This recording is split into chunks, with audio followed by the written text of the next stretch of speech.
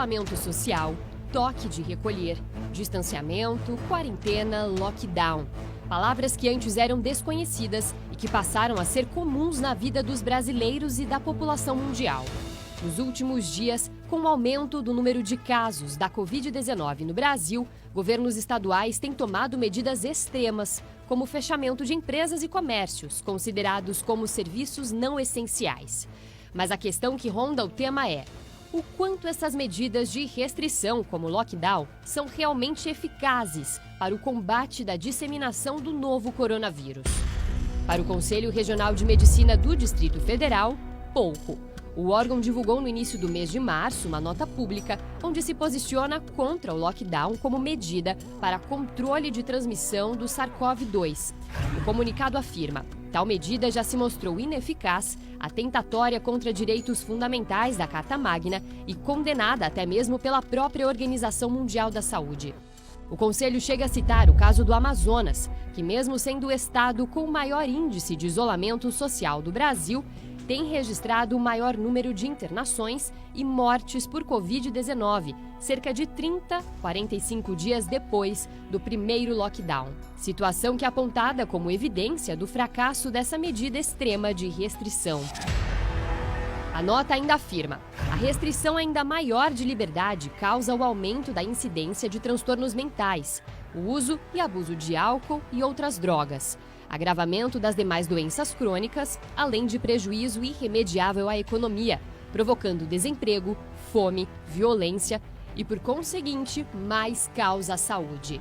Após a repercussão do caso, o presidente do Conselho Regional de Medicina do Distrito Federal, Farid Buitrago, em coletiva de imprensa, explicou o posicionamento da autarquia quanto ao lockdown, na forma como foi decretado no Distrito Federal. Nós sabemos que o lockdown pode ser efetivo na transmissão do vírus a longo prazo, depois de muito tempo. Só que isso traz outra série de efeitos colaterais.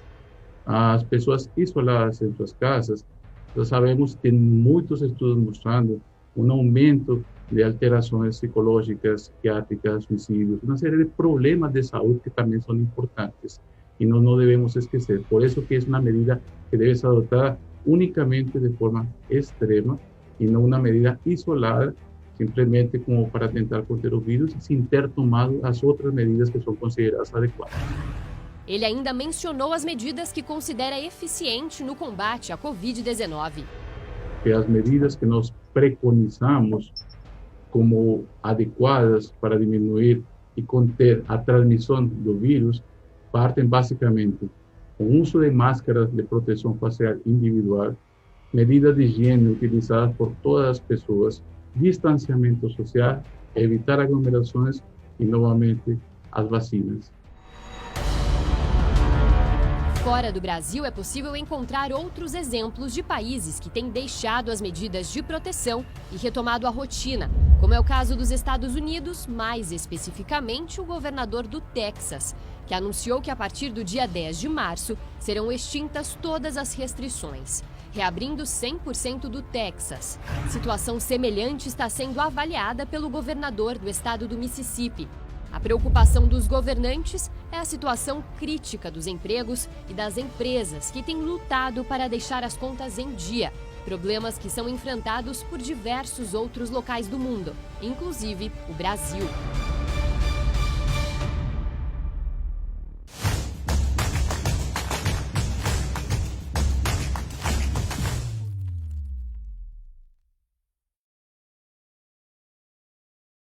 Boa noite a todos, sejam muito bem-vindos a mais uma live do Grupo Arimateia, nesta quinta-feira, hoje, dia 18 de março, uma noite muito especial, porque nós temos a presença do deputado federal Marcos Pereira, que é presidente nacional do Republicanos, deputado federal eleito por São Paulo com 139.165 votos.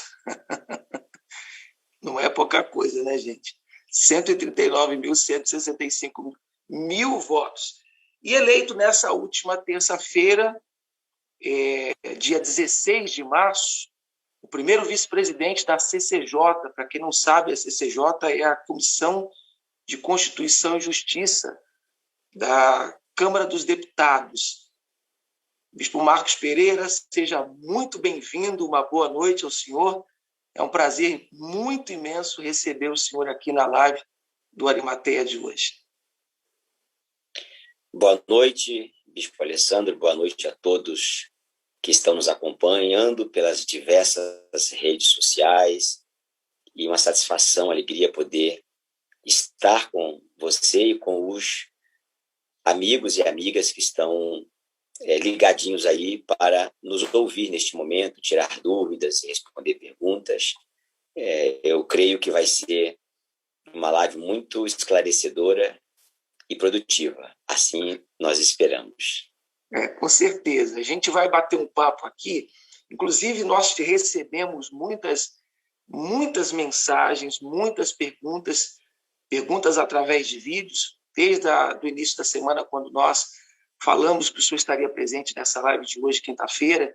Pessoas de todo o Brasil nos enviaram perguntas. Foi até difícil selecionar algumas, mas com precisão separamos aquelas que seriam mais importantes para a instrução, para o debate, para a orientação daqueles que querem aprender mais, ter consciência política e também ter conhecimento do que está acontecendo hoje no nosso país, também no estado de São Paulo. E também tiramos dos comentários algumas perguntas que foram escritas, que foram deixadas tanto na nossa página quanto também na página do Arimateia, e algumas que foram até tiradas também na página do senhor, que o senhor também postou na página do senhor que estaria fazendo com a gente essa live. Teve algumas perguntas que de lá nós tiramos. Então, antes de nós entrarmos nessas perguntas, nessas enquetes, eu queria ser o primeiro a fazer uma pergunta especial, porque hoje a gente sabe, o senhor é o presidente nacional do Republicanos, o senhor foi eleito aqui deputado federal por São Paulo, já foi ministro da Indústria e Comércio, a gente sabe hoje que foi eleito, primeiro vice-presidente da CCJ nessa terça-feira, mas quem é? As pessoas que têm uma grande curiosidade para saber quem é o Marcos Pereira. A história do senhor, a sua infância, a sua juventude, conhecer um pouco dessa pessoa que hoje todo mundo sabe dessa história de sucesso e vem acompanhando o trabalho que o senhor tem desempenhado como um excelente parlamentar e que até foi, inclusive, elogiado como um dos mais influentes do Brasil. Porém, quem é o Marcos Pereira, a sua origem, de onde o senhor nasceu, para que as pessoas possam ter uma ideia da pessoa que o senhor é? Muito bem, obrigado. Eu costumo dizer que eu sou um sobrevivente, como milhares de brasileiros e brasileiras. A minha mãe, ela era uma empregada doméstica, oriunda do Espírito Santo, do estado do Espírito Santo, uma cidadezinha muito pequena lá no interior do Espírito Santo. Foi para São Paulo. Ela era empregada doméstica e naquele tempo, Bispo Alessandro, em 1971, as empregadas domésticas, diferente da maioria hoje em dia, elas moravam nas casas em que trabalhavam, vinham do interior, de estados do norte, do nordeste, estados pequenos como o estado do Espírito Santo para trabalhar. E ela veio para São Paulo, trabalhava numa casa e ficou grávida do patrão, do dono da casa. Escondeu a gravidez até o 7º mês. Quando estava com 7 meses de gravidez, ela retornou para o Espírito Santo, não para a sua cidade natal, mas para uma cidade chamada Linhares. Em 1972, não era como hoje. As mães solteiras tinham uma recriminação, uma discriminação, um preconceito muito grande. E se hospedou numa pensão às margens da BR-101, nesta cidade de Linhares, no interior do Espírito Santo, e me teve ali. A dona da pensão foi a parteira, foi a pessoa que fez o parto. Eu não nasci num hospital, numa maternidade. Ao lado desta pensão tinha uma oficina mecânica, e o dono dessa oficina já tinha externado para a dona da pensão de que, até porque ela era também mantenedora, diretora de um orfanato na cidade, e ele tinha dito que ele queria adotar uma criança, porque a mulher dele não podia ter filhos. E quando eu nasci, então eu fui adotado por esse casal, lá no interior do Espírito Santo, portanto, não conhecia minha mãe, nem meus pais nem meu pai biológico, até o dia de hoje. Quando eu tinha 5 anos de idade, o meu pai adotivo se separou da minha mãe adotiva, e como ele tinha a minha guarda, a minha tutela, ele me entregou para a mãe dele, portanto, a minha avó paterna adotiva. Dos 5 anos até os 19 anos, ou até os 17 anos, 19 foi quando eu me casei, até os 17 anos, eu fui criado pela minha avó paterna adotiva, que nunca escondeu a adoção.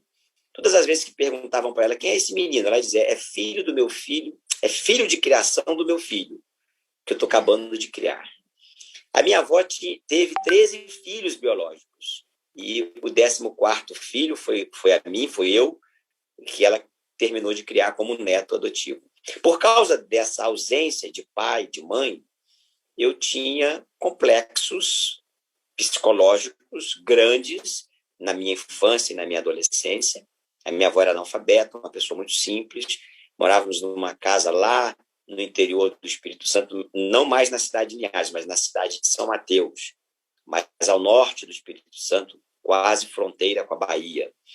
E ela morava numa casinha de madeira, numa palafita, muito simples, e eu, então, por causa dessa ausência de pai, de mãe, de uma referência, a minha avó nunca foi, para você ter uma ideia, para que todos que estão nos acompanhando, os internautas tenham uma ideia, ela nunca foi a uma escola, a uma reunião de pais e professores, a uma celebração de Dia dos Pais, de Dia das Mães, enfim, na escola. Tudo isso fazia muita falta para mim. Por isso, antes dos 17 anos de idade, eu tentei o suicídio 2 vezes. Até que conheci a Margarete. Ela estudava comigo no primeiro, no segundo e no terceiro ano. Naquela época chamava 2º grau, hoje é ensino médio. E então ela já era da Igreja Universal do Reino de Deus. A Igreja Universal, aliás, lá em São Mateus, no interior do Espírito Santo, começou na casa dela. As primeiras reuniões, a mãe dela foi quem mandou uma carta para São Paulo, assistiu os programas na época da TV Bandeirantes, mandou uma carta para São Paulo. O responsável pelo Brasil era hoje o bispo Paulo Roberto Guimarães, na época pastor Paulo Roberto Guimarães, e eles então enviaram um obreiro e uma obreira, enviaram todos os domingos para começar um núcleo na sala da casa da Margarete. Inclusive, uma curiosidade, nós temos um bispo muito conhecido na Igreja Universal, que é o bispo Clodomir Santos. A esposa dele, a Fátima, era uma dessas obreiras, que ia juntamente com outro obreiro para evangelizar na casa da Margarete e da mãe da Margarete, do pai da Margarete, lá nos idos de 1987. Daí, então, eu conheci a Margarete na escola, no ensino, hoje ensino médio, na época 2º grau, e ela sempre me trazia uma plenitude. Não existia Folha Universal na época, lá no Espírito Santo não tinha rádio, dificuldade de pegar a programação da igreja, então ela me trazia sempre um folhetinho de evangelização, uma revista Plenitude. Quando conversávamos, falava de Jesus, da igreja. E aconteceu uma coisa entre eu e a Margarete que eu não recomendo para as pessoas solteiras que são da igreja, que estão nos acompanhando. Nós começamos a namorar antes de eu ir para a igreja, e ela já era da igreja. Não recomendo, mas no caso deu certo. Até que um dia, a gente conversando, ela... A Margarete deve estar assim agora. A Margarete deve estar assim agora. Então, deve estar assim agora. Não era para ter contado isso.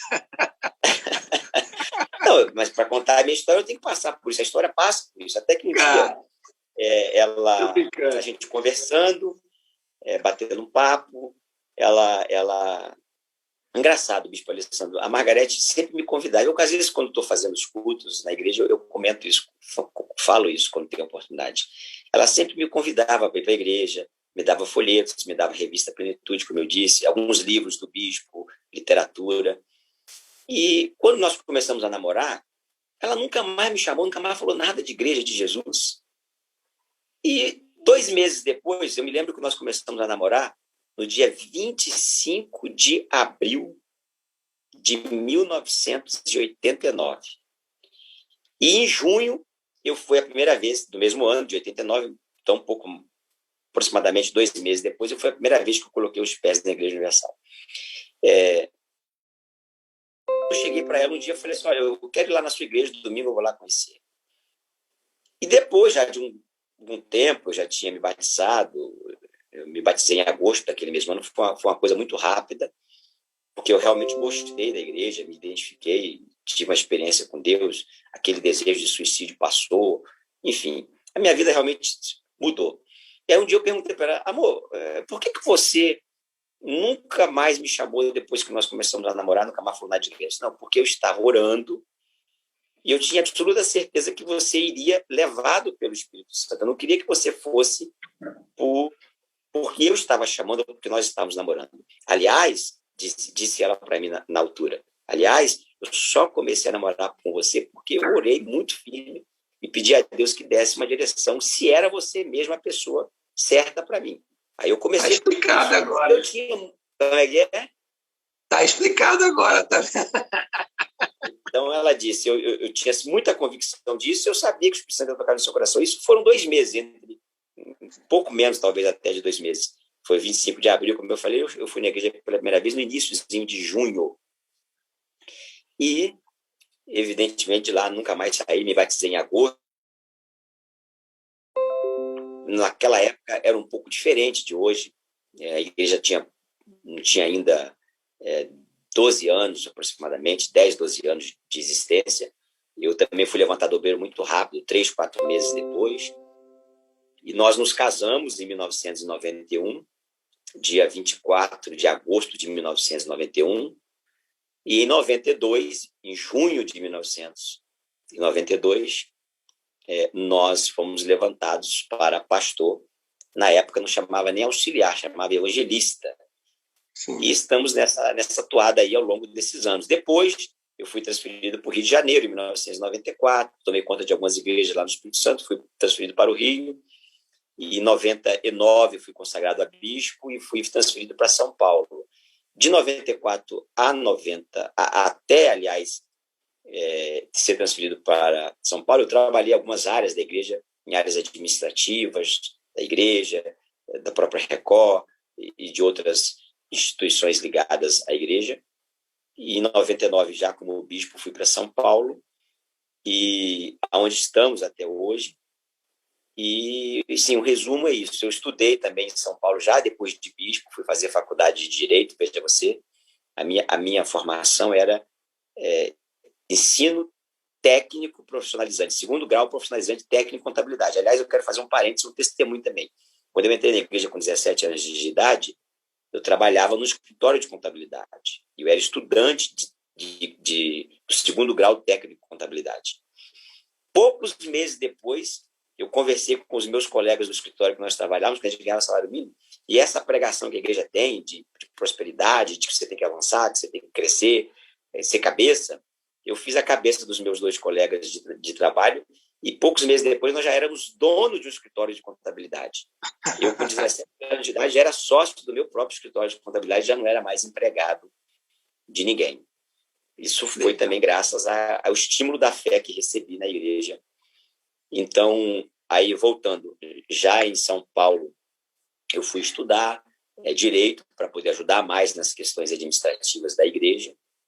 Me formei em Direito e aí estamos aí servindo. Eu costumo dizer que tantos... aliás, me permite, só para terminar, para não ser muito longo, acho que as pessoas estão curiosas, além de saber um pouco da minha história de vida, mas sabe que eu responda também as perguntas. Mas eu acho que isso é importante contar, Bispo Alessandro. Quando eu fui casar com a Margarete, ela e eu tínhamos 19 anos. Neste ano, nós vamos fazer 30 anos de casado. Foi em 91, como eu falei, agosto de 91. E eu apresentei um documento no cartório para dar entrada nos papéis para o casamento, que era uma certidão de tutela. O meu pai adotivo, quando me entregou para a mãe dele, ele não entregou uma certidão de nascimento. Ele entregou uma certidão de tutela, porque como ele me adotou, ele me registrou o nome da minha mãe biológica. Se você pegar o meu documento, você vai ver que só tem o nome da mãe, não tem o nome do pai. Mas fez um processo de tutela, em que ele detinha a minha guarda. Por isso, quando ele se separou da mulher dele, a minha mãe adotiva, ele me pegou e entregou para a mãe dele, porque ele é que tinha, juridicamente falando, a minha guarda. E entregou o documento, uma certidão de tutela, não a certidão de nascimento. E eu me lembro que a minha avó, todas as vezes que ia me matricular ou rematricular nas escolas, estudei a vida toda em escolas públicas, ela brigava com os funcionários da escola, porque os funcionários queriam a certidão de nascimento. A minha avó era analfabeta. E ela dizia, esse é o único documento que eu tenho do menino. Você não pode deixar o menino ficar sem estudar. E convencia no grito, ali na insistência. Quando eu fui casar, eu apresentei esse documento no cartório. Aí o cartório disse, mas isso aqui não é certidão de nascimento. Você tem... Os que são casados, que estão nos acompanhando, sabem que quando você vai casar, você entrega a certidão de nascimento, eles recolhem e depois de casado te entregam a certidão de casamento. Você, quando casado, você não tem mais certidão de nascimento fisicamente. O documento que passa a ter valor é a certidão de casamento. E aí o cartorário falou assim, isso aqui não é a certidão de nascimento, eu preciso da sua certidão de nascimento. Veja você, até os 19 anos de idade, eu não tinha certidão de nascimento física. Voltei lá na Cidade de Linhares para tirar a segunda via da certidão de nascimento para apresentar no cartório para casar. Eu brinco que eu tive certidão de nascimento por um dia, fisicamente falando. E quem não tinha um documento básico de cidadania, que é uma certidão de nascimento, hoje, para a honra e glória do Senhor Jesus, eu tenho títulos, né, de advogado, especialista em Direito pelo Mackenzie, mestre em Direito pelo IDP, Instituto Brasileiro de Direito Público. Esses títulos que o senhor mencionou aí, ex-ministro da Indústria, ex-vice-presidente da Câmara, hoje deputado, mas eu costumo dizer, Bispo Alessandro, que o título mais importante que a gente tem que levar para sempre, porque esses outros títulos todos passam, é o título de servo. Eu acho que assim eu concluo essa primeira introdução, que é dizer quem é Marcos Pereira. Marcos Pereira é um servo, servo de Deus, servo da Igreja Universal e servo agora nessa função que eu estou, nessa missão que eu estou, do povo brasileiro e do povo de São Paulo. Que legal. Que história fantástica, Bispo. Uma história de superação e de fé, né? Que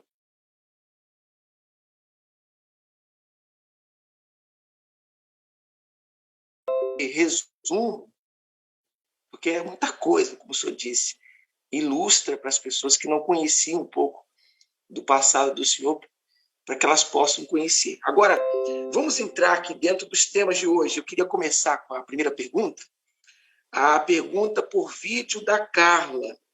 Ela mora em Porto Velho, Rondônia. Eu não sei se já dá para a gente tocar a pergunta da Carla. Por favor, se tiver como colocar, pode colocar na tela aí e soltar a pergunta da Carla. Olá a todos, eu me chamo Carla, eu falo aqui de Porto Velho, Rondônia. Deputado, primeiramente, parabéns pela eleição aí, de estar como primeiro vice-presidente da CCJ, Comissão de Constituição e Justiça da Câmara dos Deputados, né? Muito bom saber que o senhor vai estar lá. E queria saber do senhor, deputado, porque agora que o Republicanos assumiu o Ministério aí da Cidadania, né? Qual vai ser o foco do partido, considerando nesse ano, né, considerando que nós estamos aí em período de pandemia, considerando que nós já estamos aí num momento difícil, delicado, qual vai ser o foco do partido na distribuição dos recursos? Essa é a minha pergunta.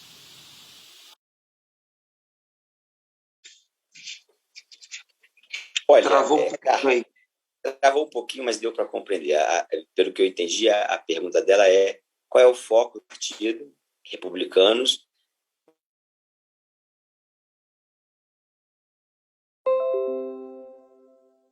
João Roma, da Bahia, de fazer a gestão do Ministério da Cidadania.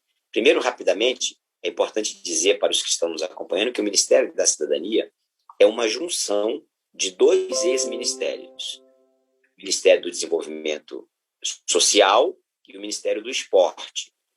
Nessa junção foi criado o Ministério da Cidadania. Portanto, ele cuida da temática do esporte brasileiro e cuida do desenvolvimento social, atender as pessoas mais carentes, os mais pobres, os mais vulneráveis. dentro dessa parte social, que eu acho que é o mais importante, já que nós estamos vivendo em pandemia, nós temos o auxílio emergencial, o Ministério faz todo o cadastramento, é pago pela Caixa Econômica, mas é o Ministério que faz todo o cadastramento e é o sistema do Ministério que diz quem está elegível ou não para receber o auxílio emergencial. E também o Bolsa Família. Ele também faz o processamento do Bolsa Família para o pagamento das pessoas mais vulneráveis que dependem deste recurso que vem do governo federal. Tem também programas de distribuição de cestas básicas. O ministro João Roma, que é deputado do nosso partido, me disse que há uma determinação do governo, do presidente, para que durante esses 4 meses nós teremos o auxílio emergencial, que foi aprovado na semana passada na Câmara dos Deputados, já tinha sido aprovado na semana anterior no Senado, e então, esses próximos 4 meses, o Ministério, o programa principal é fazer essa distribuição do auxílio emergencial, desse novo auxílio emergencial, e preparar um Bolsa Família mais robusto.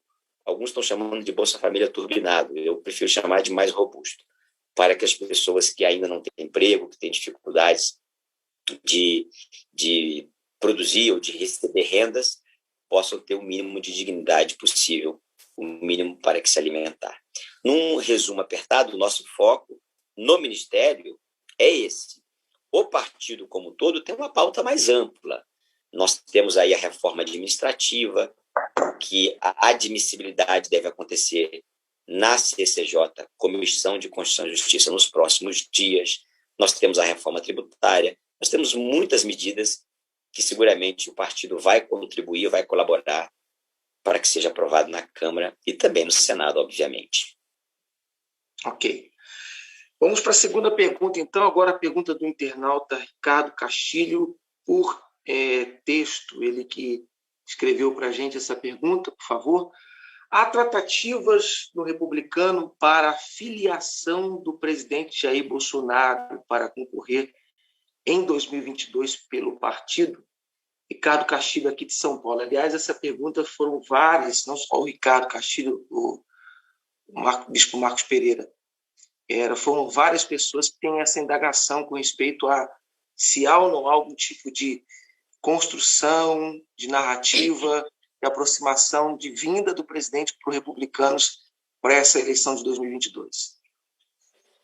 Bispo Alessandro e Ricardo Castilho, eu nunca tratei sobre esse assunto diretamente com o presidente. Já houve algumas brincadeiras. Por exemplo, certa vez, o ano passado, no segundo semestre, o presidente recebeu toda a bancada lá no Palácio da Alvorada para um café da manhã, para um diálogo, e ele brincou, olha, nos Estados Unidos eu já sou republicano. Aí eu disse, presidente, aqui o senhor pode ser também. Os 2 filhos do presidente, o senador Flávio e o vereador Carlos Bolsonaro, estão filiados no Republicanos.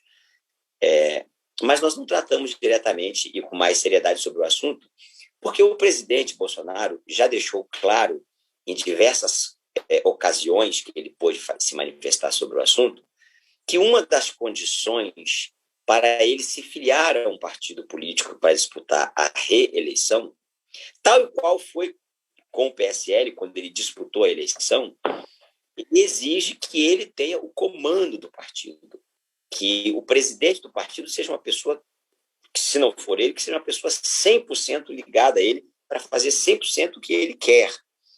E nós estamos, Bispo Alessandro, é importante que os internautas e o Ricardo compreendam isso, que fez a pergunta, nós estamos construindo um partido com muita tranquilidade, com muita serenidade, de forma pragmática, mas paulatina. O partido nasceu rapidamente em 2005, foi homologado pelo Tribunal Superior Eleitoral em 2005, em 2006 disputou a primeira eleição, elegeu 1 deputado federal, em 2010 elegeu 8 deputados federais, em 2014, já com a minha presidência, já que eu estou presidente desde 2011, elegeu 21 deputados federais e agora, em 2018, 30 deputados federais. Então, ele já vem crescendo. Nós temos um planejamento de curto, médio e longo prazo. E eu não posso porque os filiados do partido, a bancada de deputados, os senadores, me pedem para que eu não abra mão, já que a gente, graças a Deus, tem conduzido o partido de forma coerente, de forma equilibrada e constantemente crescendo. Todas as eleições que disputamos municipais, também nós crescemos. Então, é temerário você ter que abrir mão para que o presidente, então, comande o partido. Eu acho que a gente não pode perder esse comando e a gente tem que continuar. Não digo eu digo nós, o nosso grupo político. Então, acho difícil o presidente se filiar ao Republicanos, já que ele impõe uma condição de que ele tem que ser o comandante do partido. Como foi com o PSL? O PSL, ele se filiou no PSL e colocou o Bebiano para que fosse o presidente do partido, que era uma pessoa ali muito próxima dele, que fazia o que ele queria. Nós temos um projeto aí de médio e longo prazo, apoiamos o presidente aqui em Brasília, apoiamos no Congresso Nacional, mas daí ele vir para o partido hoje, nessas condições, eu acho difícil. Se essa condição não for colocada, há um espaço para diálogo. Ok. Agora vamos para o vídeo com a pergunta da Karina, aqui de São Paulo, de Guarulhos, ela que enviou para a gente essa pergunta. Olá, deputado. Eu gostaria de saber mais sobre a Comissão de Constituição e Justiça da Câmara dos Deputados. O que é e como ela impacta na vida do povo? Quais as decisões? Qual é o papel dessa Comissão de Constituição? Eu vou tentar ser o mais didático possível, porque tem um viés de tecnicidade, ou seja, tem uma questão técnica muito profunda e eu não quero confundir a cabeça das pessoas.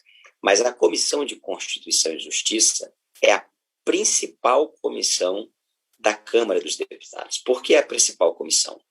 Porque por ela passam todos os projetos de deputados, os projetos do Poder Executivo, as propostas de emenda à Constituição e as medidas provisórias que são editadas pelo presidente da República. Todos têm que passar por ela e ela tem que dizer se aquele projeto, ou se aquela proposta de mudança da Constituição, ou se aquela medida provisória está em acordo com a Constituição da República ou não. Isto é, se aquela proposta é constitucional ou é inconstitucional. Se a Comissão de Constituição e Justiça votar a maioria de que aquela proposta é inconstitucional, ela vai para o arquivo. Se ela votar que é constitucional, aí ela vai para as comissões temáticas. E nas comissões temáticas, de acordo com o tema. Por exemplo, se é um tema de segurança pública, então ela vai para a Comissão de Segurança Pública. Se é um tema de agricultura, vai para a Comissão de Agricultura. Até chegar ao plenário da Câmara, para que o plenário vote, e se for um projeto de lei, vai ao Senado, o Senado votando, vai ao presidente da República para sanção ou veto. Então, a Comissão de Constituição e Justiça tem esse objetivo de analisar todos os projetos que estão na Casa, que estão na Câmara, para ver se eles estão em acordo com a Constituição ou em desacordo com a Constituição. Se ele estiver em acordo, ele é constitucional e pode prosseguir. Se ele estiver em desacordo, ele é inconstitucional e não pode prosseguir. Esse é o papel primordial desta comissão. Vamos então para a próxima. Não quero ser muito, tem outros também, outras atribuições regimentais, mas eu não quero me aprofundar muito, porque me ative ao que é mais relevante. Ok, sim, senhor. A próxima pergunta aqui por texto é da Raquel Silva, de Manaus. Ela tem a seguinte dúvida: o que o senhor acha que pode ter feito para combater o ativismo judicial? O poder judiciário invade a competência de outro poder. Raquel Silva, de Manaus, Amazonas. Acho que ela deve estar se referindo aos fatos mais recentes do país, né? Raquel, infelizmente, no Brasil, antes de falar do Brasil, esse tema de ativismo judicial, ele já é debatido e começou a ser debatido nos Estados Unidos e na Europa, mas nos Estados Unidos, principalmente, nos idos de 1800 e alguma coisa. Então, já faz aí mais de século, quase 2 séculos que o assunto é debatido na literatura jurídica mundial. Então, não é um fenômeno só do Brasil.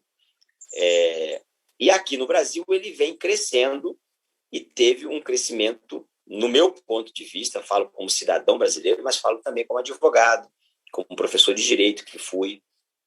Ele cresceu muito com o advento da TV Justiça.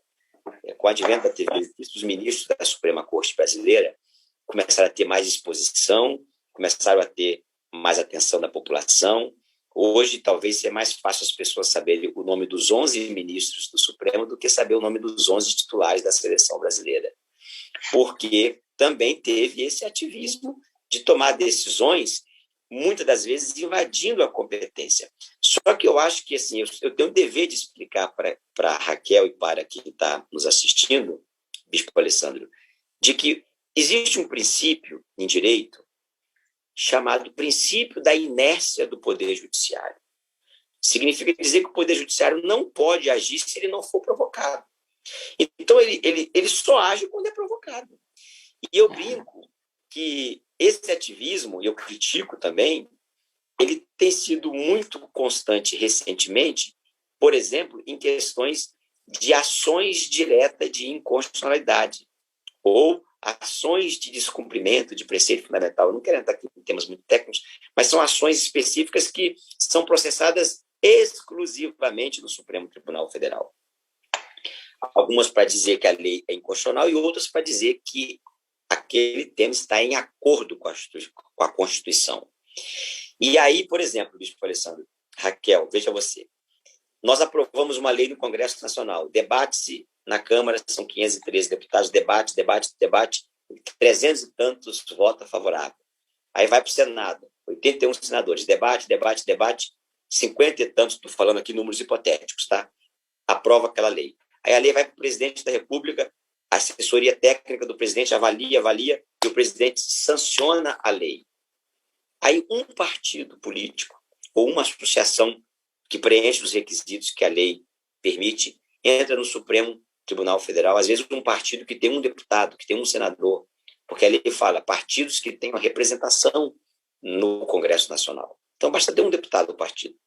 Ele, não satisfeito com aquilo ali que foi aprovado pela ampla maioria, entra no Supremo. Aí o Supremo foi provocado. Então se cumpriu o princípio da inércia do judiciário. Ele não fez nada. Quando ele é provocado, ele é obrigado a dar uma resposta. Não só o Supremo, o juiz de primeira instância, os tribunais regionais, os tribunais de justiça. Porque também tem um artigo na Constituição que diz que o judiciário não pode negar a prestação jurisdicional quando provocado. Ele não pode se eximir de responder quando provocado. Então, o Supremo, de alguma forma, ele é provocado. O que me incomoda, o que tem incomodado a população brasileira é que o Supremo, quando provocado, num caso, num exemplo como esse que eu dei, um ministro sozinho vai lá e dá uma liminar e diz que aquela lei é inconstitucional. Portanto, o debate dos 513 deputados, dos 81 senadores e do presidente da República que sancionou a lei, esses todos eleitos pelo povo, os legítimos representantes do povo, são ignorados por uma única autoridade. Então, o que a gente pode fazer para responder? Primeiro, precisar explicar isso, para que as pessoas compreendam. Porque, infelizmente, o debate só nas redes sociais e na internet ele é muito raso, é muito superficial. E precisa ter uma base profunda para fazer um debate com mais propriedade. Então, o que pode ser feito? O que pode ser feito é usar aquilo que os federalistas que criaram a maior democracia do mundo, que é os Estados Unidos, a democracia americana, chamaram de check and balance, em inglês, que em português significa pesos e contrapesos. Então, se um poder exagera, usurpa a sua competência, ou melhor, a competência de outro, ele extrapola a sua competência e usurpa a competência de outro poder, então os outros têm a obrigação de fazer o freio daquele outro poder. Explico para terminar. Se o presidente da República extrapola o seu poder de não, legislando, por exemplo, através de decretos, não é competência do presidente legislar, é competência do legislativo, Câmara e Senado.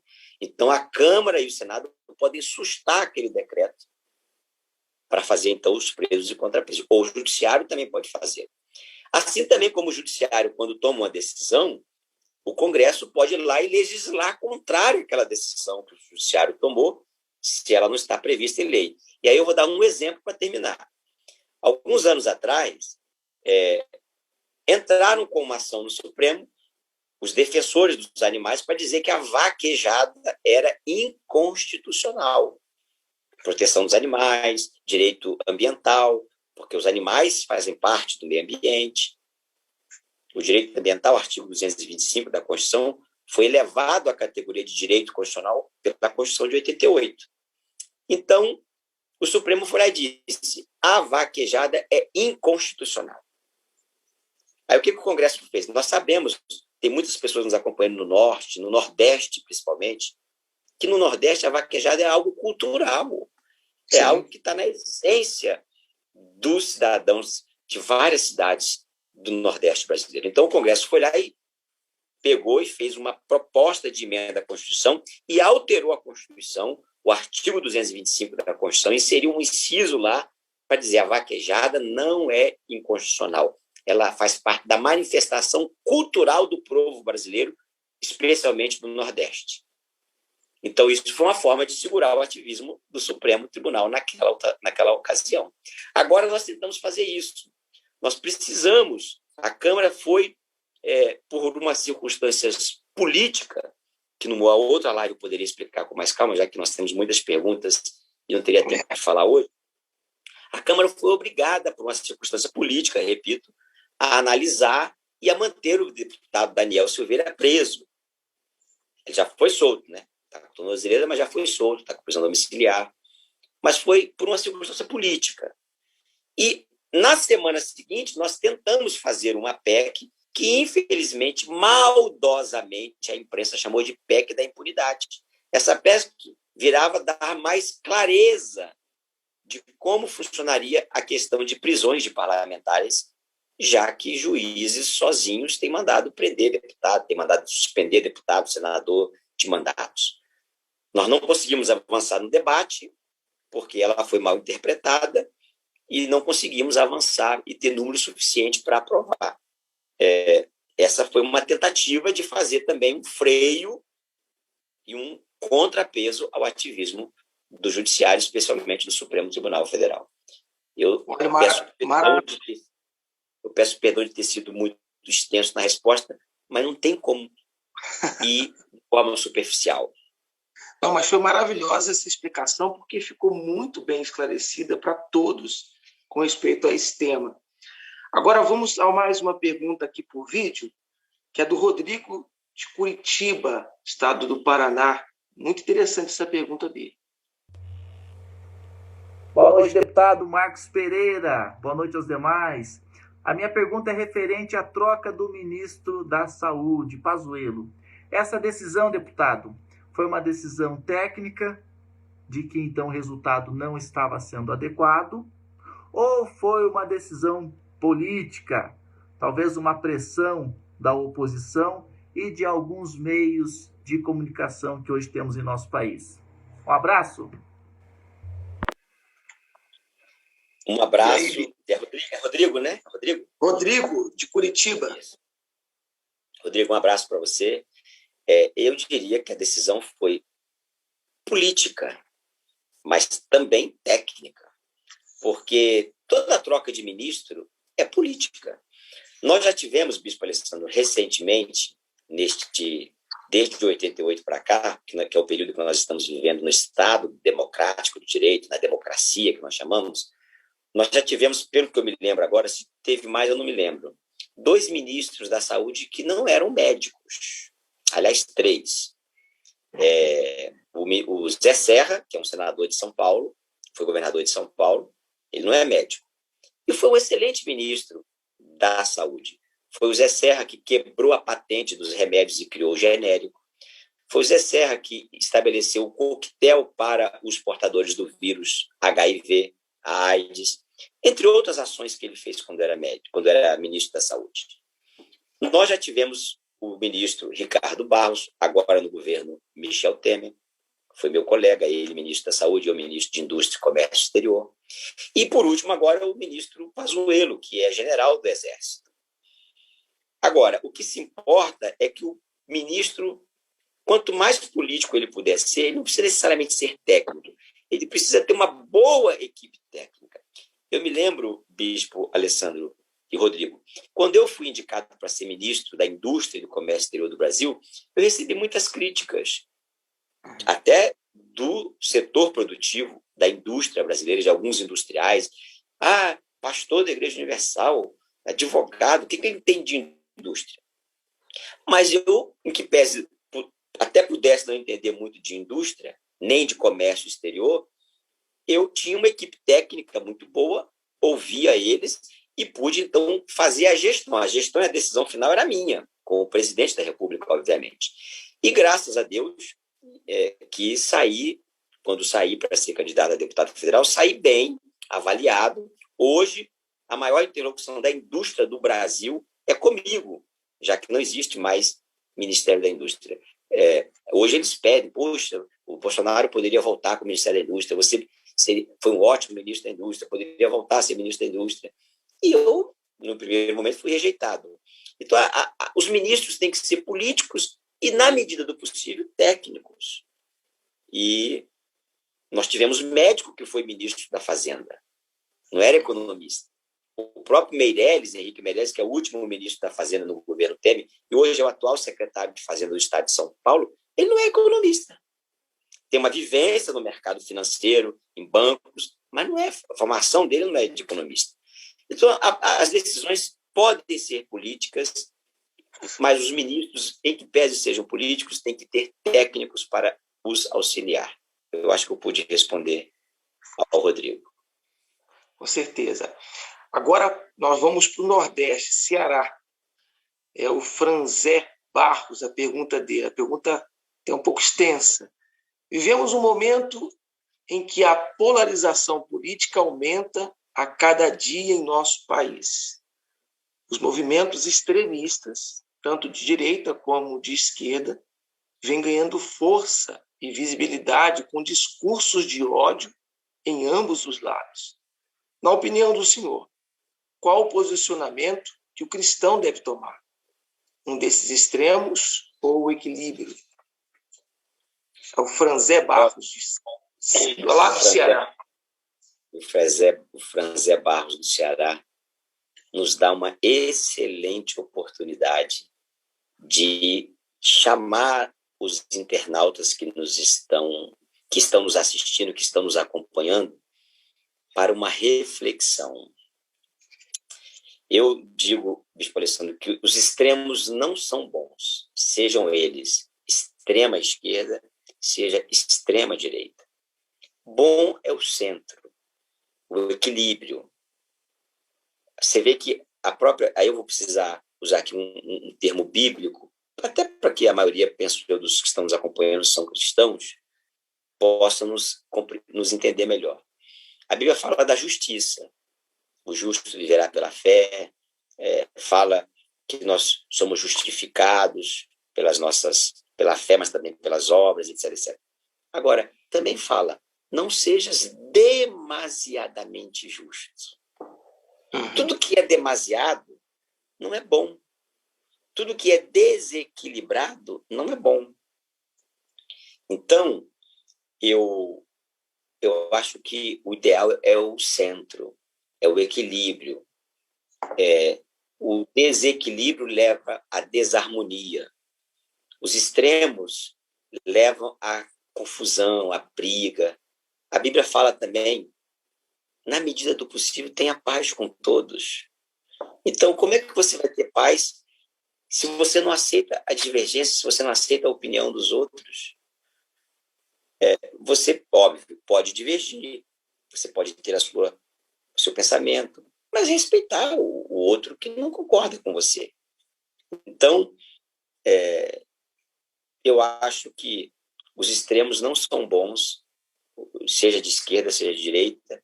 O equilíbrio é o melhor para poder dialogar, para poder convergir. Eu sempre digo o seguinte, as divergências devem ser, na medida do possível, minimizadas. E as convergências devem ser potencializadas. Por exemplo, tem temas que se dizem, isso aqui é de esquerda. Programa social, Bolsa Família, foi o PT que criou, é de esquerda. Não, não é de esquerda, é um programa necessário. O Brasil é um país desigual. É um país que tem pessoas na extrema pobreza. Agora, o que não pode é as pessoas ficarem sempre a vida toda dependendo do programa social, do Bolsa Família, do auxílio emergencial. É preciso, como a gente fala, dar o peixe, mas também ensinar a pescar. O Bolsa Família, o auxílio emergencial, pode ser a porta de entrada, mas tem que ter uma porta de saída para essa pessoa, que é o emprego. Eu tenho uma frase comigo que eu sempre digo, o melhor programa social é o emprego.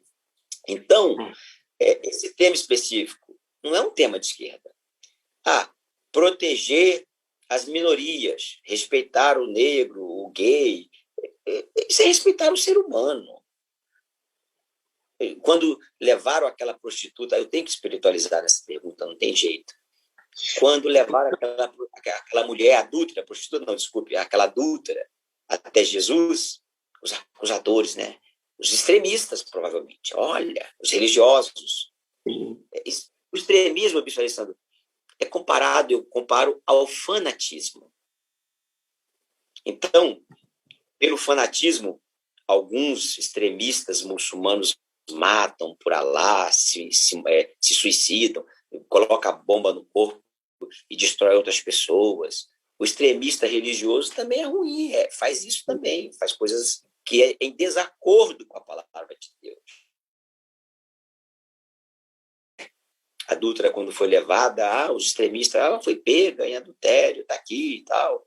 Jesus, quem não tem pecado, atira a primeira pedra. Jesus foi misericordioso, foi paciente com ela, ficou sozinho com ela, e ela, senhor, não, minha filha, vai, não peques mais. Jesus ensinou quando alguém nos obrigar a andar 1 milha, então anda mais uma com ela, vai mais uma. Quando alguém te bater numa face, dá outra. O extremista não tem capacidade de fazer isso. Se Jesus fosse extremista, ele teria mandado descer fogo e teria mandado matar aqueles que estavam lhe levando injustamente para o Calvário. Um ladrão, você fez tanta coisa, por que você não salva a ti mesmo? Extremista.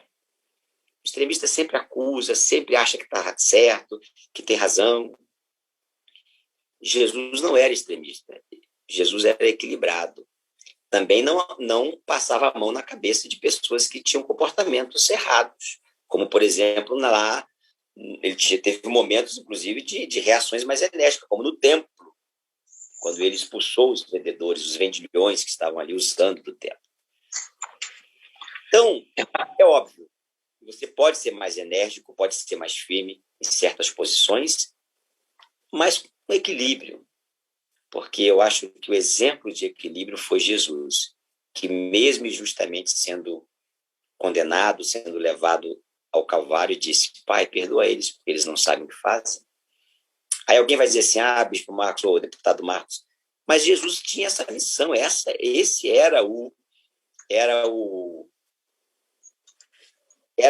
objetivo dele. Ele veio no mundo para isso. Mas ele era homem. Ele teve que se vilipendiar, ele teve que se despir da natureza humana e suportar tudo aquilo para poder trazer a redenção. Ele poderia muito bem, em algum momento, dizer, não quero mais, e aí todo o propósito para o qual ele veio não teria sido cumprido. Eu não tinha como explicar ou responder essa pergunta do Franzé, do Ceará, sem espiritualizar, porque eu sei que a maioria das pessoas que estão nos acompanhando são cristãos e são espirituais. E quem é espiritual discerne espiritualmente as coisas espirituais. É muito legal o que o senhor falou aí agora, mostrando o quanto Jesus era conservador, né? O verdadeiro perfil. Aliás, conservador. Se o senhor me permite, Bispo Alessandro, as pessoas estão confundindo conservadorismo com extremismo, conservadorismo com extrema-direita. O conservador, ele não é extremista, Ele tem as suas convicções, ele defende as suas convicções, mas na democracia vence a maioria. Então, é assim que funciona. E é bom que seja assim, porque só quem viveu ou quem leu a ditadura sabe o que foi. Não só no Brasil, mas em vários países do mundo. Ok, Bispo. Vamos para a pergunta do Caio Falcão por vídeo agora. Ele é daqui de São Paulo, da cidade de Mogi, por favor. Olá, Bispo Alessandro, Bispo Marcos Pereira. Meu nome é Caio Falcão, eu sou daqui da cidade de Mogi das Cruzes, no estado de São Paulo. E tenho uma pergunta a fazer para o nosso bispo e deputado Marcos Pereira. Bom, deputado, nós temos visto aí que está acontecendo aqui no estado de São Paulo, né, essa restrição da fase emergencial, né, do Plano São Paulo, onde principalmente os comércios estão sendo afetados, né, por todo esse fechamento, onde eles não estão podendo abrir, eles só estão podendo fazer ali entregas via drive-thru, enfim. É uma situação que tem impactado nos resultados desses comerciantes, tem feito com que muitos demitissem, né, muitos estão aí demitindo, ou muitos estão fechando, estão quebrando realmente. E a minha pergunta é, existe hoje no Congresso algum projeto de lei, ou do governo federal, ou de algum deputado, para recuperar, né, para trabalhar a recuperação desses comércios, principalmente os que estão mais sofrendo aí na pandemia, né, os que mais estão sofrendo com a pandemia, que estão se endividando, enfim. Tem algum plano do Congresso, né, algum projeto do senhor ou de algum outro deputado ou do próprio governo federal para recuperar essas empresas? Desde já agradeço aí pela resposta. Muito obrigado. Caio, eu diria para você que não existe alguns projetos, existem vários projetos. Não só que estão tramitando, mas muito mais do que os que estão tramitando, que já foram aprovados e que estão em vigência. Eu diria, por exemplo, o Pronamp. É um projeto para ajudar as micro e pequenas empresas a conseguir financiamentos. Nós tivemos projetos para que as empresas pudessem, já aprovados, viu, Bispo Alessandro e Caio, para que as empresas pudessem postergar pagamentos de impostos. Nós tivemos um projeto para que as empresas pudessem reduzir a jornada de trabalho dos funcionários e, consequentemente, reduzir a carga tributária sobre os salários e a carga salarial. Aí alguém vai dizer assim, mas aí vai diminuir o salário, mas também diminuiu a carga de trabalho. É preciso que todo mundo compreenda que o momento é de crise e todos têm que dar a sua contribuição, a sua colaboração. O mais recente projeto que eu li na imprensa essa semana, que está tramitando, que eu acho de suma importância, é um projeto que tem o apoio do presidente do Senado, o senador Rodrigo Pacheco, que é para criar um novo Refis. O Refis é um programa de refinanciamento fiscal. As empresas que não conseguiram pagar os seus impostos fazem uma negociação com o governo e, então, parcelam em longas e suaves prestações e ficam em dia com o fisco, com os impostos. Esse é o mais recente que está sendo apresentado no Senado e vai ser debatido nos próximos dias. Mas existem auxílios para pequenas empresas, existem auxílios para empresas da área de eventos, por exemplo, recentemente foi aprovado, porque as empresas de eventos são as que mais foram afetadas, porque não está podendo ter evento. Não se pode ter eventos culturais, eventos esportivos, shows, etc. E isso é um segmento da economia também, emprega pessoas, etc. E tal. Então, tem vários projetos.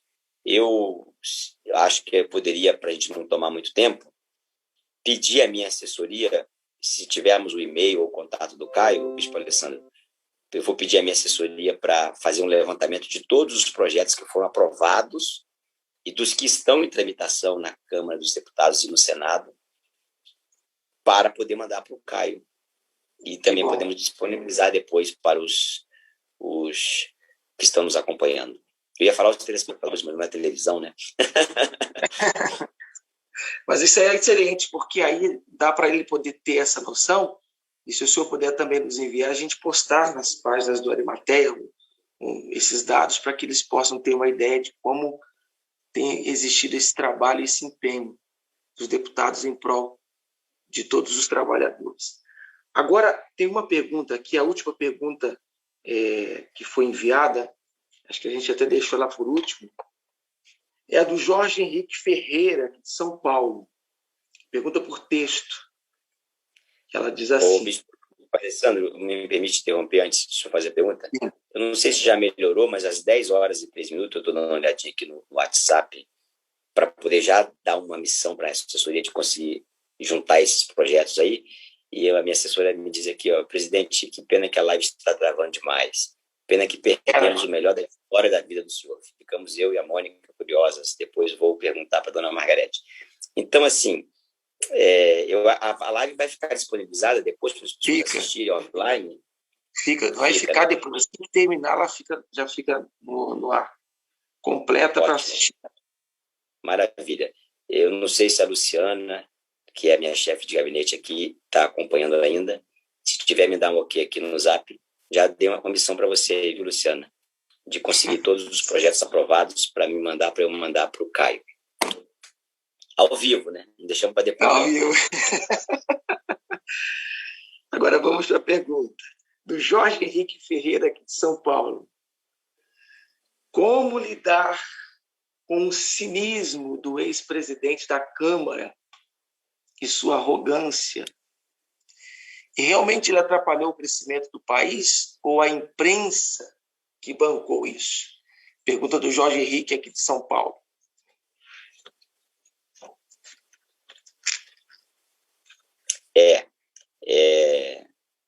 Bispo Alessandro, é uma pergunta difícil falar das pessoas, né? Mas, assim, eu acabei, por ossos do ofício, tendo que conviver muito com o ex-presidente da Câmara, porque eu era o primeiro vice-presidente, eu era o substituto dele imediato. E você veja, quando ele saiu da presidência da Câmara, ele tinha sobre a sua mesa quase 60 pedidos de impeachment e não deferiu nenhum. Todo mundo que acompanhou a reforma da Previdência, que é um tema importantíssimo para o país, sabe que ele se empenhou bastante nessa reforma. Era um tema de governo. Também, Bispo Alessandro, tinha um projeto de lei que era a menina, a gente costuma dizer que era a menina dos olhos do presidente Bolsonaro, que é aquele que mudou o Código de Trânsito, aumentando a validade da carteira de motorista para 10 anos, e que tinha outros temas lá também que foram abordados. Era um tema difícil, eu mesmo presidi algumas sessões que apreciou esse projeto, e ele colocou em pauta e foi votado, foi aprovado pela Câmara, foi aprovado pelo Senado, e foi também sancionado pelo presidente da República.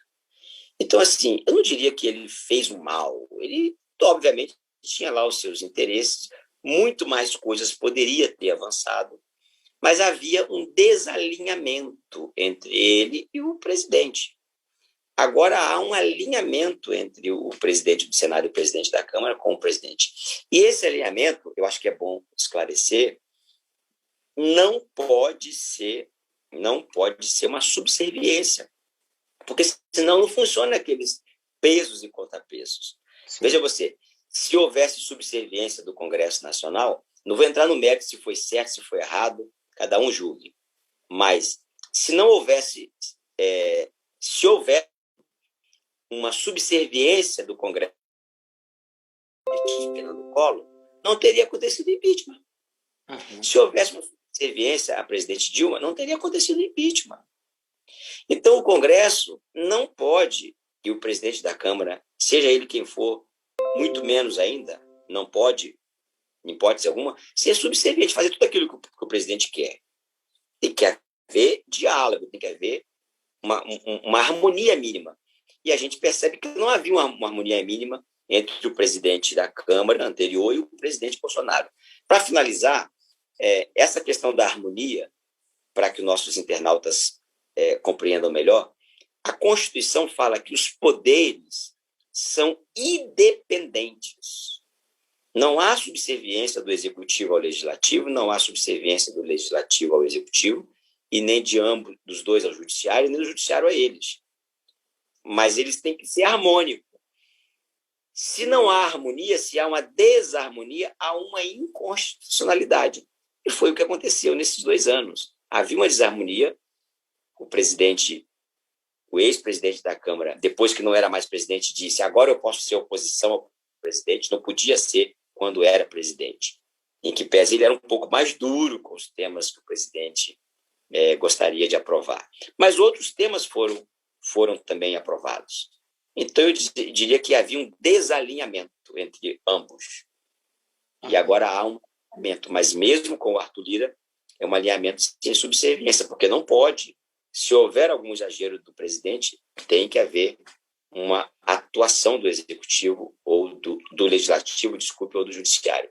Como também, se houver alguma exagero do legislativo, o presidente tem o poder de vetar. A gente aprova a lei, o presidente veta. Sim. Então, faz parte dos pesos e contrapesos da democracia. Expressando, você me permite fazer uma colocação aqui? A Margarete mandou um zap aqui para mim. Pois não. É assim, ó, tá travando, mas isso era no início da live. Mas ela disse aqui, ó, Jesus teve que se despir da natureza divina e não da natureza humana. Ela disse que eu falei da natureza humana, que eu me confundi. Talvez tenha confundido mesmo. Mas acho que as pessoas compreenderam, que conhecem um pouco da palavra. Obrigado aí, Margarete. Obrigado, amor, pela diligente atenção nas minhas falas quando errei. Agora, a última pergunta por vídeo da Adriana, de Salvador, na Bahia. A dúvida dela. Vamos ver. O senhor é a favor da agenda de privatizações? Qual é a posição dos republicanos quanto à venda de toda e qualquer estatal? Meu nome é Adriana. Adriana. Então, Adriana, o Republicanos, a ampla maioria da bancada, eu acho que poderíamos dizer que a unanimidade da bancada é a favor de algumas privatizações, não todas. Por exemplo, nós não podemos privatizar a Petrobras, nós não podemos privatizar o Banco do Brasil, a Caixa Econômica Federal e o BNDES. Imagina você se a Caixa Econômica Federal não fosse um órgão de Estado. Quem é que ia pagar o auxílio emergencial? Os bancos grandes, os bancos que têm interesses econômicos e financeiros, que não têm uma função social como tem a Caixa Econômica, eles pensam só nos lucros, nos resultados, e fecham agências. Essa agência aqui não está funcionando. Manda embora os funcionários e fecha. Mas a Caixa não. A Caixa tem uma função social, tem a agência da Caixa. Na grande maioria dos municípios do Brasil, municípios longínquos, com pouca população, um banco como esses grandes bancos comerciais privados não vai colocar uma agência numa cidade que tem 3 mil habitantes, que tem 4 mil habitantes, porque vai ter prejuízo. Então, não dá para privatizar tudo. E eu citaria essas quatro empresas, a Caixa Econômica Federal, o Banco do Brasil, que também tem uma função social, e que pese o Banco do Brasil não é uma estatal 100% pura, ela é uma empresa de economia mista, porque ela tem ações na Bolsa de Valores, então o governo é majoritário, mas tem também sócios, outros. Você que fez a pergunta, qualquer brasileiro pode ser sócio do Banco do Brasil, comprando ações na Bolsa de Valores.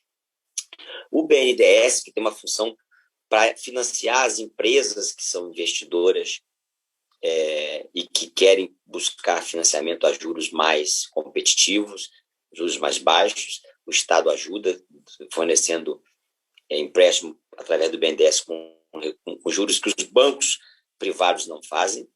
E a Petrobras, porque ela tem a responsabilidade também de manter o abastecimento do combustível, do gás, do querosene que alimenta as aeronaves, os aviões. Você imagina quantos órgãos são transportados nos aviões da Gol, da Latam, da Azul, e se nós não tivermos uma empresa que também, nesse caso da Petrobras, não é uma estatal 100%, ela é de economia mista, porque as ações da Petrobras também estão na Bolsa de Valores, mas que o governo tem o controle, nós poderíamos ter problemas no abastecimento desse produto, gás de cozinha, gás para a indústria, energia elétrica, que é fundamental para a sobrevivência das pessoas. Mas outros temas, como Correios, por exemplo.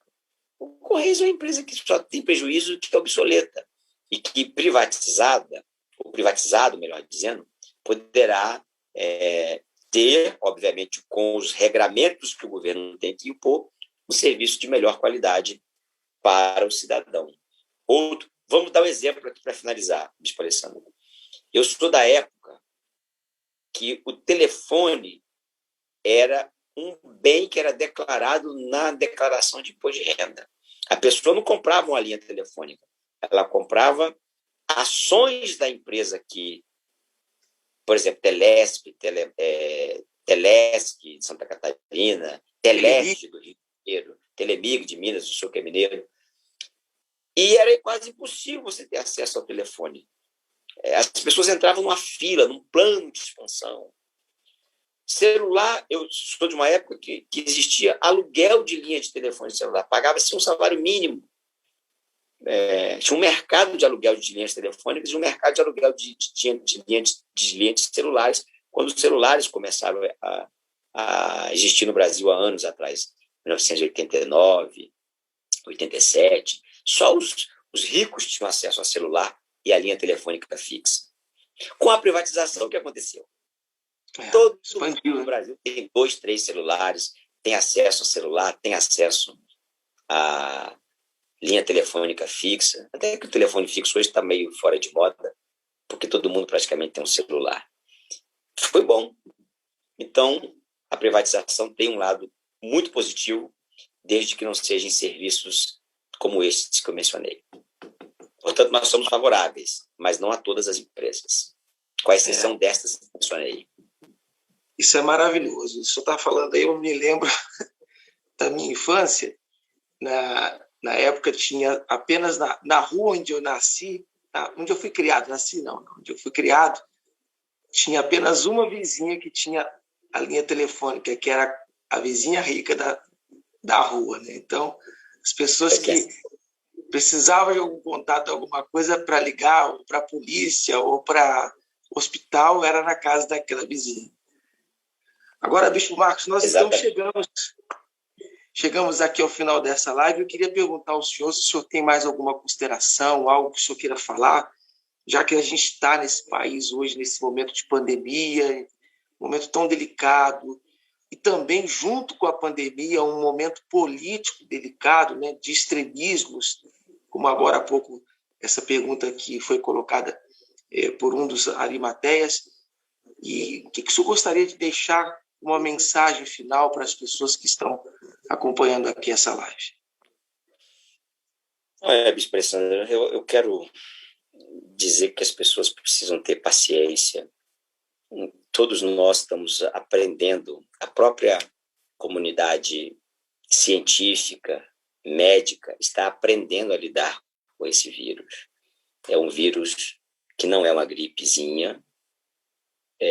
O senhor estava comigo domingo, nós estivemos visitando a igreja de Carmozina, né? Carmozina, Vila Carmozina, e a de Itaquera.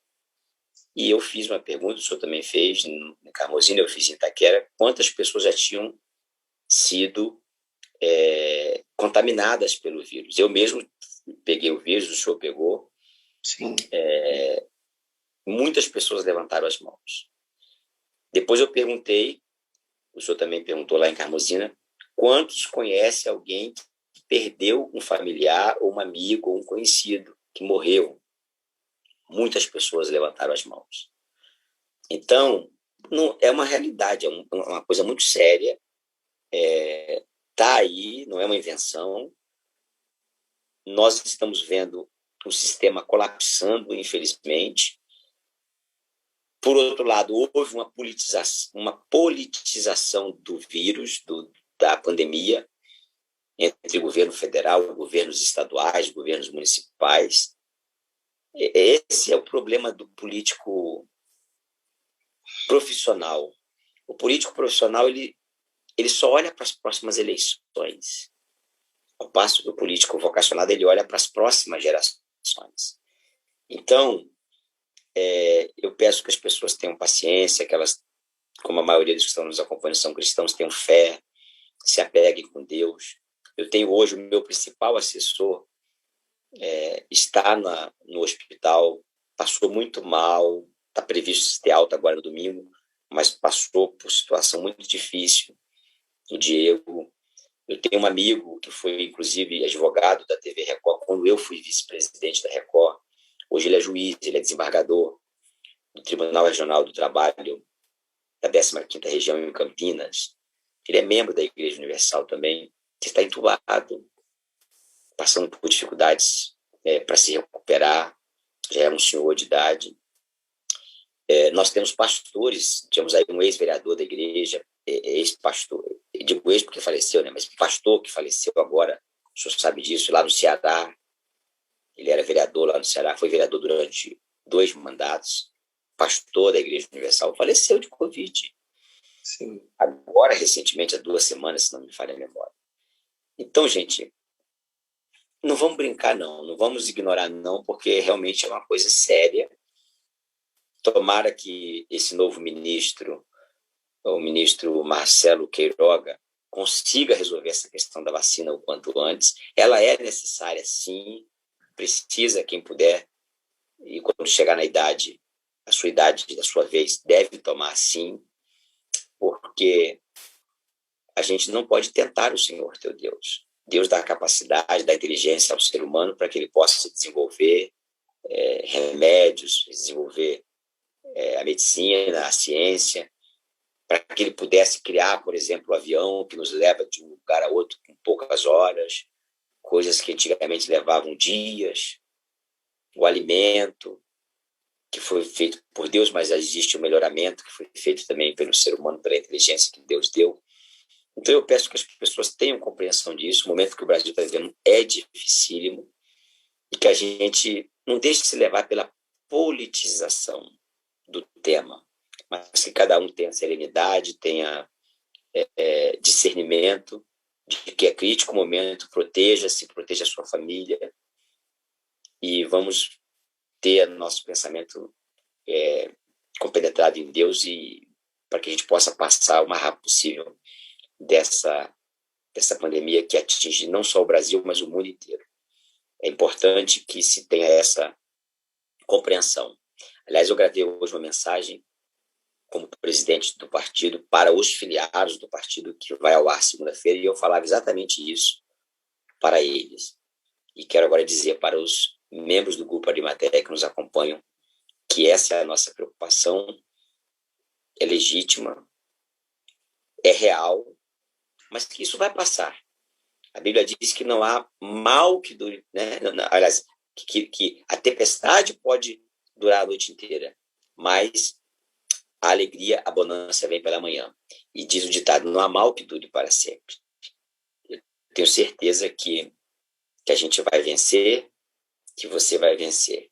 E aqueles que estão nos acompanhando, que porventura tenham perdido algum familiar, se ele está na fé, se ele estava na fé, pode ter certeza que ele está com Deus, está com Jesus, está melhor do que a gente. Se ele não estava, não há o que fazer. Há o que fazer pelos que estão vivos, então você cuide deles, cuide de você, porque de uma ou de outra forma nós temos que estar preparados. Eu tinha que, como pastor, como bispo, trazer essa mensagem nesse final, já que o senhor me permitiu. Desculpa ter sido prolixo em algumas respostas, mas eu acho que temas difíceis requerem respostas didáticas e simples para que as pessoas que não compreendem como funciona possam ter uma compreensão melhor e depois até julgar com melhor compreensão. Por que, Bispo Alessandro, finalizo? Às vezes nós somos mal compreendidos, algumas votações, algumas posições que tomamos, mas é porque a pessoa não está aqui convivendo dia a dia e não sabe como funciona o sistema jurídico, o sistema legislativo, o sistema processual brasileiro. Se alguma coisa está errada, a gente tem que procurar melhorar. E as críticas construtivas são sempre bem-vindas. Hoje, uma assessora minha me ligou, falou, presidente, eles me chamam de presidente, né, por causa do partido, eu estou recebendo aqui vários e-mails, a pessoa está mandando fotos, está colocando nas suas redes sociais mensagens agressivas, mensagens agredindo o Senhor, agredindo a igreja, agredindo as pessoas. O que eu faço? Eu disse para ela, bloqueie, ou então ignore, porque esses são os desequilibrados e os extremistas que não merecem a nossa atenção. É isso mesmo. Bispo, eu quero agradecer ao senhor, foi maravilhosa a participação do senhor, assim, muito esclarecedora para mim, para todos que acompanharam a live. Até quero pedir desculpa porque nós tivemos, infelizmente, esse problema com a internet, mas a live vai estar na íntegra, toda ela foi gravada e ela vai estar na íntegra assim que nós terminarmos. Estaremos subindo ela já em todas as páginas do Arimateia, vai ficar disponível para todos, para que todos possam acompanhar e assistirem na íntegra aqui essa participação maravilhosa que o senhor teve com a gente. Quero agradecer muito o senhor por ter cedido esse espaço, esse tempo. A gente sabe da correria que o senhor tem aí em Brasília, das agendas, e ainda mais agora com esse novo trabalho dentro dessa comissão, a CCJ. Nós sabemos o quanto o senhor é dedicado no que faz, se empenha no que faz, e por isso esse tempo disponível para nos atender foi muito importante. Quero agradecer mesmo de todo o coração e saber, ter essa satisfação de ter o senhor aqui e poder contar sempre com esse tempo do senhor com a gente aqui. Vamos marcar uma outra daqui a um mês e meio, para responder as inúmeras perguntas que não puderam ser selecionadas. Tem mais ainda. Vamos lá. Um abraço a todos. Deus abençoe a todos. Até a próxima. Obrigado, Bispo. E eu quero terminar deixando com vocês o trabalho que foi feito pelo Bispo Marcos nesse último domingo, o gabinete itinerante, como exemplo desse parlamentar dedicado que ele tem sido a atender as pessoas em todo o estado de São Paulo, onde ele tem participado aos domingos, tanto da parte da instrução da fé, da palavra de Deus, do atendimento espiritual, e levando o gabinete itinerante, que é esse trabalho maravilhoso que tem ajudado a tanta gente, tá bom? Eu me despeço por aqui da live, deixando você com esse trabalho, nosso deputado federal, Bispo Marcos Pereira. Um abraço e até a nossa próxima live. Os gabinetes têm como objetivo viabilizar o trabalho dos parlamentares e aproximar a população de seus representantes. Mas devido à distância ou à falta de conhecimento, muitos eleitores têm dificuldades para se deslocar até os gabinetes.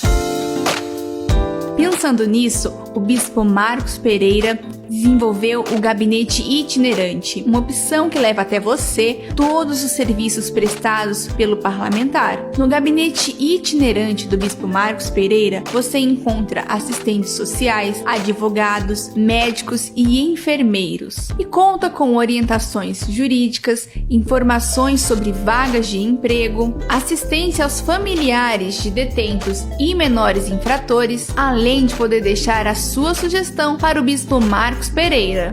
Semanalmente é possível encontrar o gabinete itinerante em pelo menos 2 regiões diferentes aqui do estado de São Paulo. E o melhor, o próprio Bispo Marcos Pereira está presente no gabinete itinerante para atender você e a sua família. Meu nome é Eliane, eu moro na capital paulista. Eu estive acompanhando recentemente o trabalho do deputado Marcos Pereira aqui na região da Bela Vista, atendendo a população, as demandas acerca de orientação com respeito à saúde, orientação jurídica, demais demandas, ouvindo a população, e eu quero parabenizar o deputado por esse trabalho. No início deste mês nós tivemos aqui a presença do deputado federal Marcos Pereira, no qual esteve fazendo prestação de contas e levantamento da situação da região. Agradeço a disponibilização do deputado que esteve aqui nesse dia. Fique atento, em breve o gabinete itinerante pode chegar até você, levando informação e prestação de serviço, provando que nada resiste ao trabalho.